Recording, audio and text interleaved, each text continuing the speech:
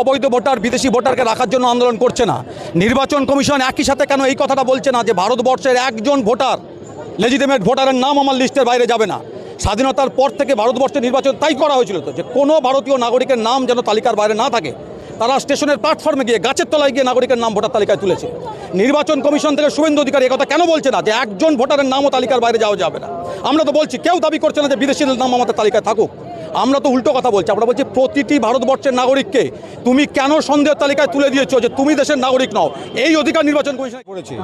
অন্যায়ভাবে পশ্চিমবঙ্গের 60 লক্ষ মানুষকে যেভাবে ওরা বিচারাধীন করে রেখেছে, তার বিরুদ্ধে সম্মিলিতভাবে বিভিন্ন সংগঠন রাস্তায় নেমেছে। আমরাও আজকে রাস্তায় আছি এবং আপনাদের মাধ্যমে আমরা সবাইকে বলতে চাইছি যে আপনারা খেয়াল করে দেখুন কিভাবে অন্যায়ভাবে পশ্চিমবঙ্গের নাগরিকদের ওরা ভোটাধিকার কেড়ে নিতে চাইছে। এই নির্বাচন কমিশন আমাদেরকে জানিয়েছিল, আপনারা জ্ঞানেশ কুমারের সেই ইন্টারভিউটা প্রথম দিন খেয়াল করে দেখুন, যে যাদের নাম 2002 তালিকায় থাকবে অথবা এমনকি তাদের বাপ ঠাকুরদার নাম 2002 তালিকায় থাকবে, তাদের অন্য কোনো কাগজ দেখাতে হবে না, তাদের নাম থাকবে। এই কথা বলে ওরা এসআইআর চালু করেছিল। পরবর্তীতে আপনারা জানেন ওদের ভাষায় ম্যাপিংয়ের পরে ওরা নাম বাদ দিয়েছিল 58 লক্ষ মানুষের মধ্যে। তার মধ্যে কিছু মানুষ, বহু মানুষ ছিলেন মৃত, বহু মানুষ ছিলেন স্থানান্তরিত। আমরা ভেবেছিলাম এখানে গল্পটা শেষ হবে। তারপরে আমরা দেখলাম বিজেপির ওই মেজখোকা যখন বারবার করে বলতে শুরু করলো 1 কোটি 1.5 কোটি মানুষকে বাদ দিতে হবে, তখন জ্ঞানেশ কুমার নতুন একটা কথা জিজ্ঞাসা করলেন, লজিক্যাল ডিসক্রিমিনেন্সি। কী সেটা জিনিস? 2002-তে আপনারা জানেন যে ওরা যে আমাদের যে না, ওটা এসআইআর হয়নি, ইন্টেন্সিভ রিভিশন হয়েছিল। সেই ইন্টেন্সিভ রিভিশনে সেটা ছিল সব বাংলায় নামগুলো লেখা ছিল। তারপরে ওরা যে সফটওয়্যার দিয়ে ওরা আজকে কী করলো, 2026-এ এসে ইংরেজিতে সেগুলোকে অনুবাদ করলো। ওরা যদি বলতে চায় যে বিচারপতি জয়মাল্য বাগচি নিজের নাম বাবার নাম ভুল লিখেছেন, আপনারা দেখছেন তার পরিণাম কি? প্রত্যেকের নামে অসংখ্য ভুল। সেই ভুলগুলোকে ধরে নির্বাচন কমিশন সম্পূর্ণ আইন বিরুদ্ধভাবে, আইনটা কী ছিল আমাদের দেশের, যে কার নাম ভোটার তালিকায় থাকবে বা থাকবে না সেটা বিএলওর রেকমেন্ডেশনের পরে ইআরও ঠিক করবেন। এটা তো আজ পর্যন্ত আইন। এটা তাতে দেখা গেল যে এই বেশি লোককে নাম বাদ দেওয়া যাচ্ছে না। তখন ওরা শুরু করলো লজিক্যাল ডিসক্রিমিনেশন। না, এদেরকেও হিয়ারিং আনতে। আমি এই কথাগুলো এই জন্য বলছি, নির্বাচন কমিশন কিভাবে একের পর এক নিজের তৈরি করা আইনকে ভেঙে পশ্চিমবঙ্গের নাগরিকদের, বিশেষত সংখ্যালঘু মানুষদের নাম বাদ দেওয়াকে নিশ্চিত করেছে।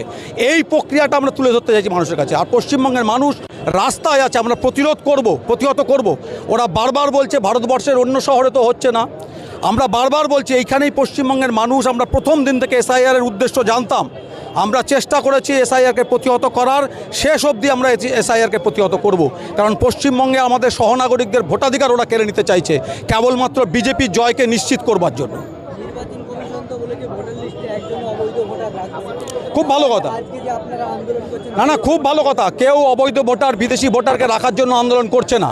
নির্বাচন কমিশন একই সাথে কেন এই কথাটা বলছে না যে ভারতবর্ষের একজন ভোটার লেজিটিমেট ভোটারের নাম আমার লিস্টের বাইরে যাবে না?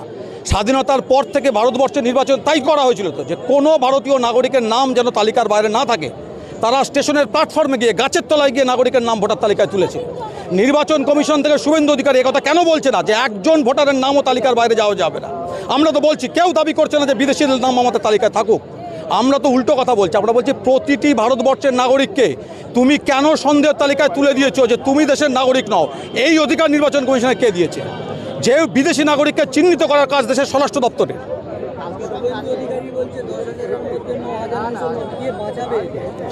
শুভেন্দু অধিকারী কী করে বাঁচবে? কারণ এর আগের 2021-এর ইলেকশন আমরা দেখেছিলাম, ওরা অনেক কিছু বলেছিল। মে মাসে ওরা কী করবে, কার হাত ভেঙে দেবে, কার এনকাউন্টার করে দেবে। শুভেন্দু অধিকারী পশ্চিমবঙ্গের জনসংখ্যার একটা গুরুত্বপূর্ণ অংশ। এই সংখ্যালঘু মুসলিম মানুষকে যেভাবে লাগাতার আক্রমণ করে যাচ্ছে, যেভাবে অপমান করে যাচ্ছে, পশ্চিমবঙ্গের মানুষের জবাব দেবে। শুভেন্দু অধিকারী যেন তৈরি থাকে এটার জন্য।